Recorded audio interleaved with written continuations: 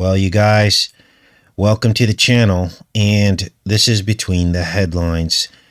Now, things are starting to heat up as we go into this dark winter, and who knows what the controllers have in store for us. So it's important to stay up on these headlines, try to read between them, and figure out what's going on. Now, this first story, I would not recommend anybody to be using any kind of fake cards. This is Washington Post. Apparently, they're going after people that are using these fake cards. Now, you guys know my feelings on this. I believe that these were made intentionally simplistic so that they could be reproduced. And then they could bust people who would be the kind of people that would reproduce this kind of card. Probably a person that doesn't want a sticker. So they want to weed out the people that do and don't want stickers. There may even be some kind of way that they can track these down.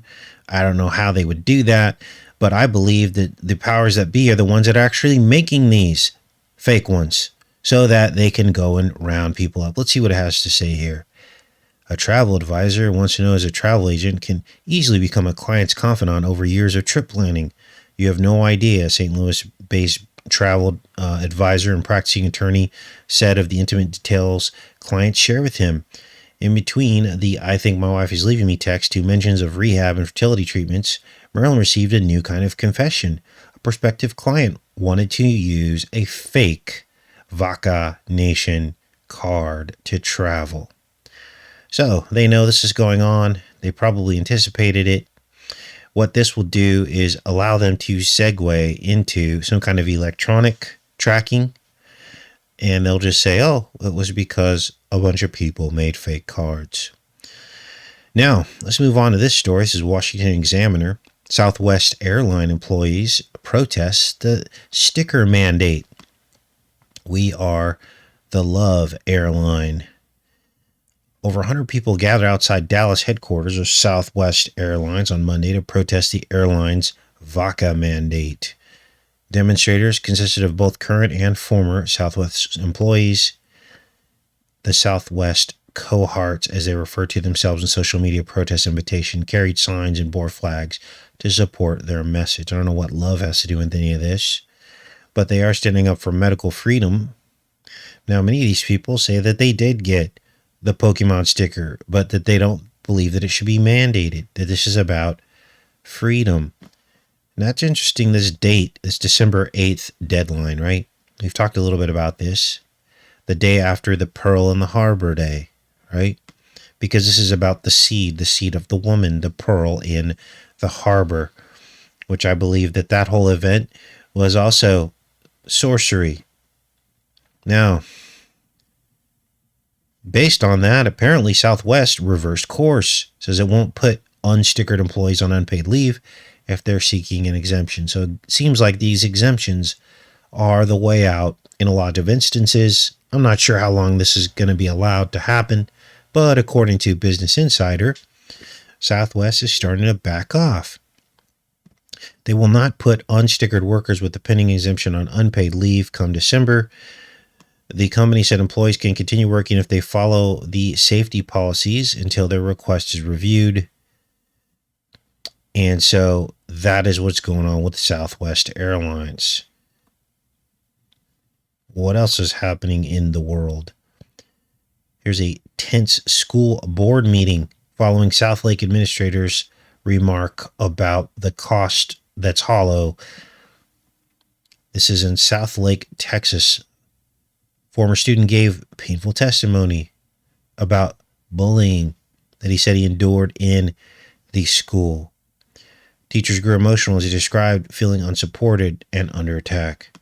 And many parents defended a district administrator who told teachers to offer students books showing opposing perspectives on the cost that's hollow, saying she was trying to follow a problematic new state law while also condemning her interpretation of that law.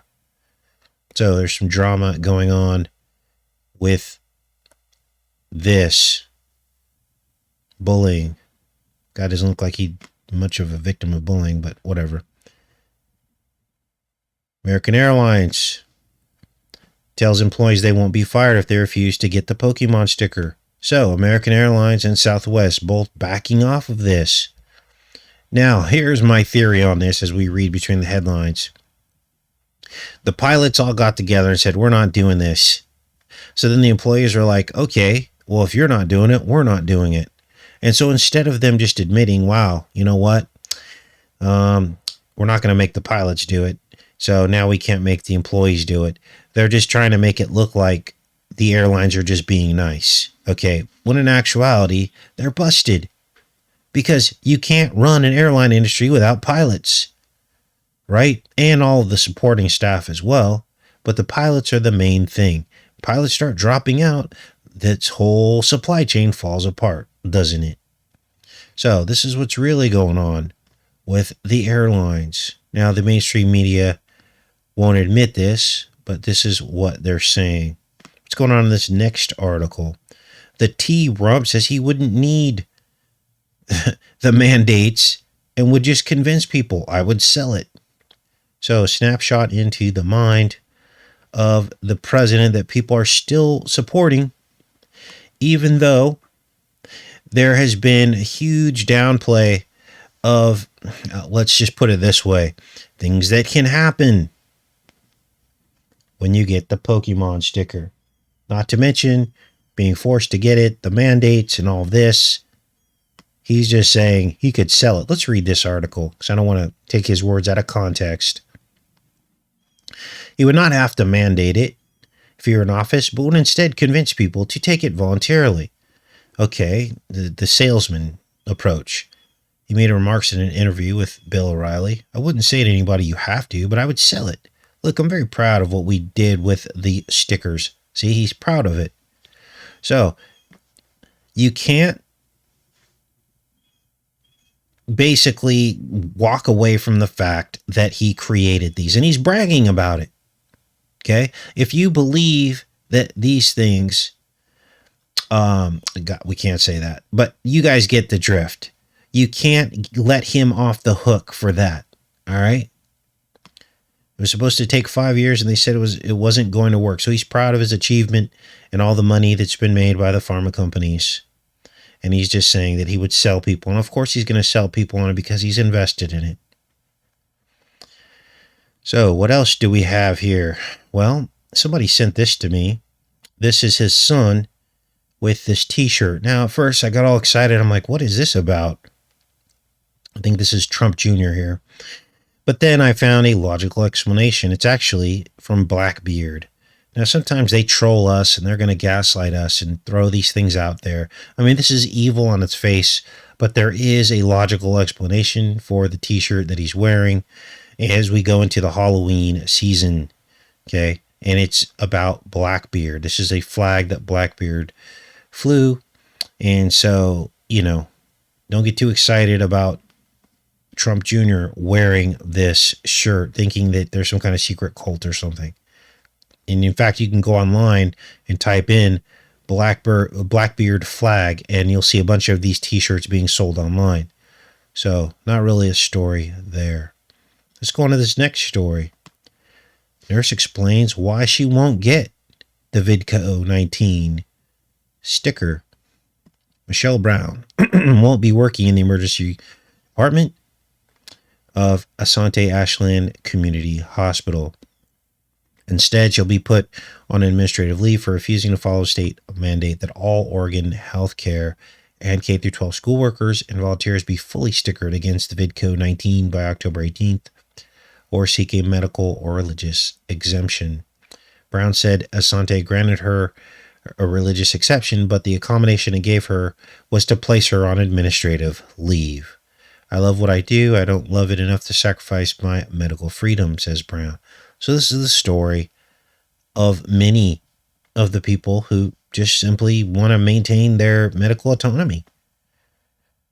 She said she's not an anti-veer, and she's had other stickers against other illnesses, but she does not want the VidCo-19.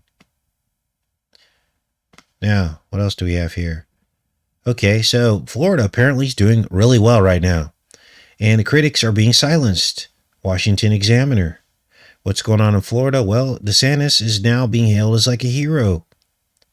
Their cases dropped dramatically. Well, that's what happens when you let a V run its course.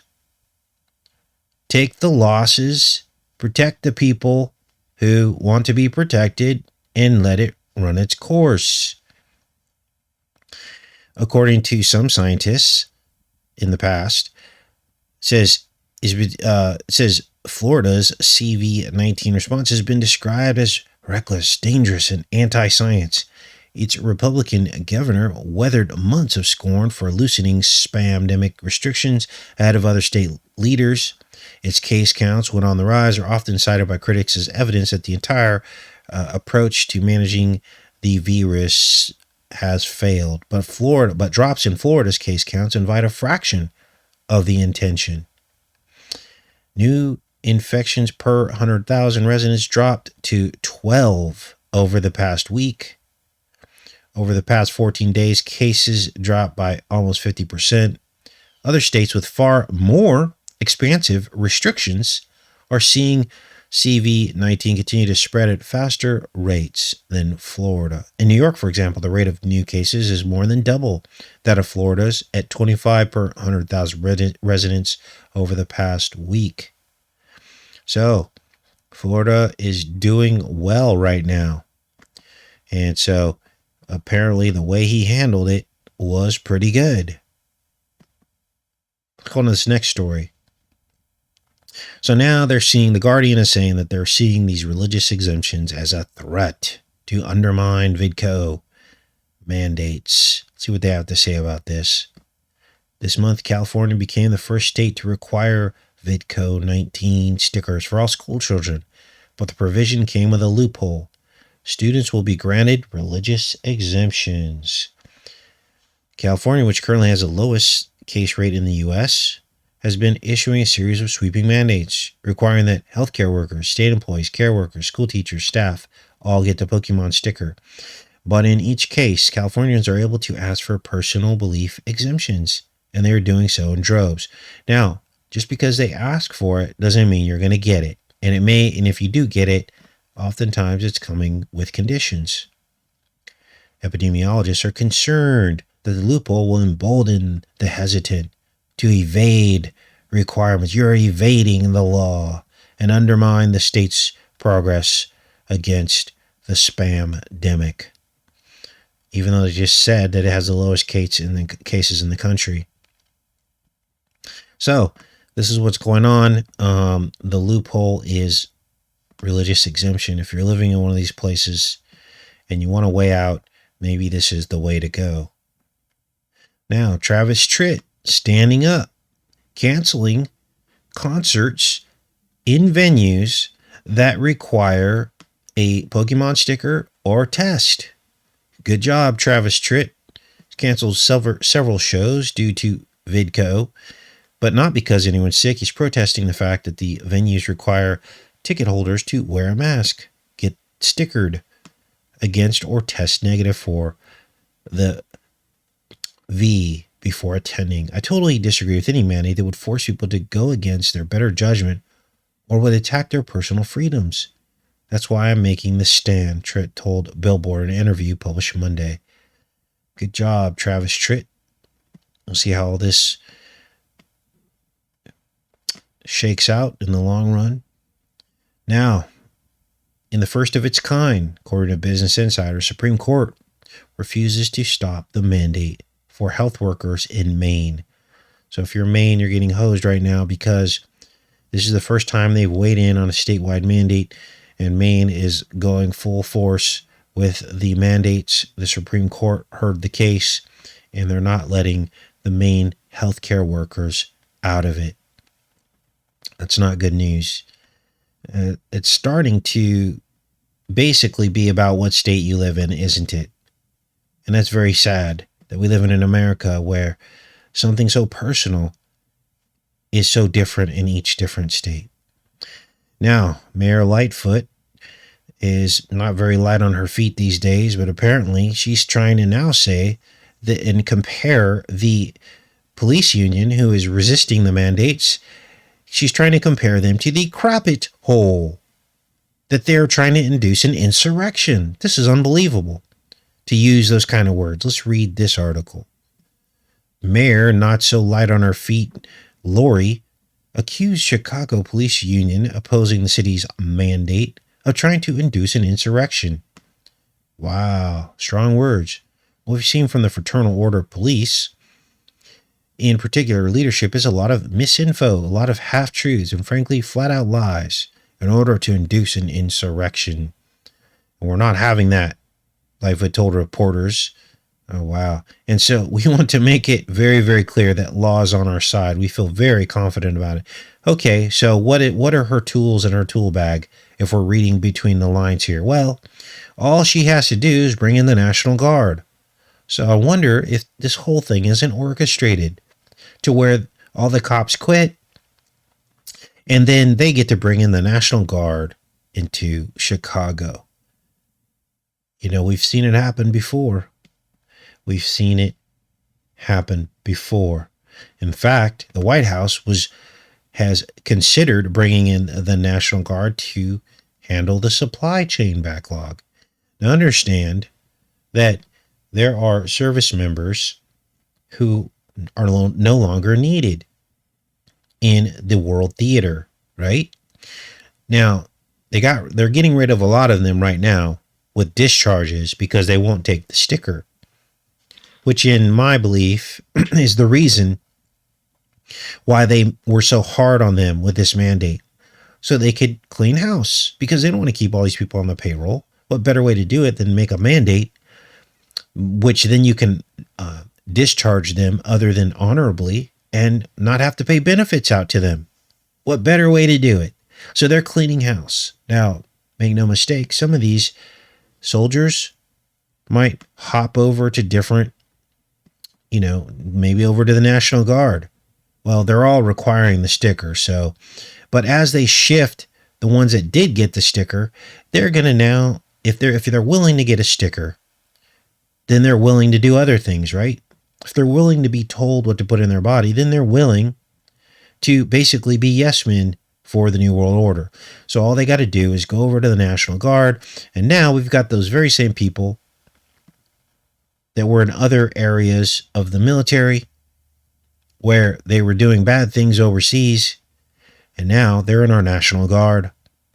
And these are going to be the people that they're going to be deploying for anyone who resists their orders. That's what I'm seeing. Now, I could be wrong about that, but that's my opinion on where I think all this is headed. They keep pulling this National Guard card, right? In fact, this whole administration started out with the National Guard card, didn't they? When they deployed all of the National Guard for the Eggnog the Nation, remember?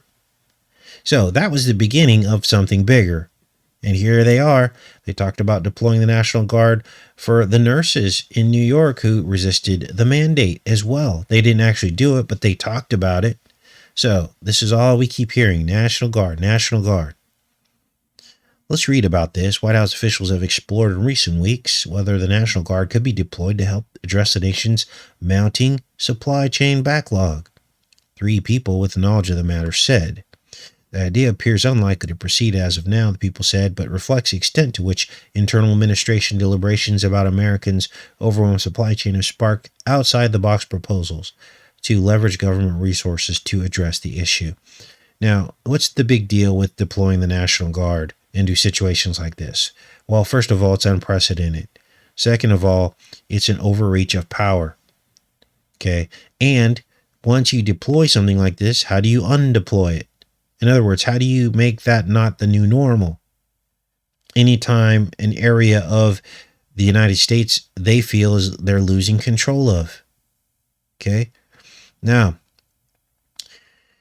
the farmers are trying to address the supply chain and all of the ranchers and farmers of America by creating their own processing plants. And so we'll see how that all shakes out. Is the federal government going to stand in the way of that? Because obviously there's different lobbies. with people with a lot of money and power that don't want to see that happen. They don't want to lose control and power of the packaging industry. And so these farmers and ranchers went from getting back 75% of the costs and the profits to like 15%,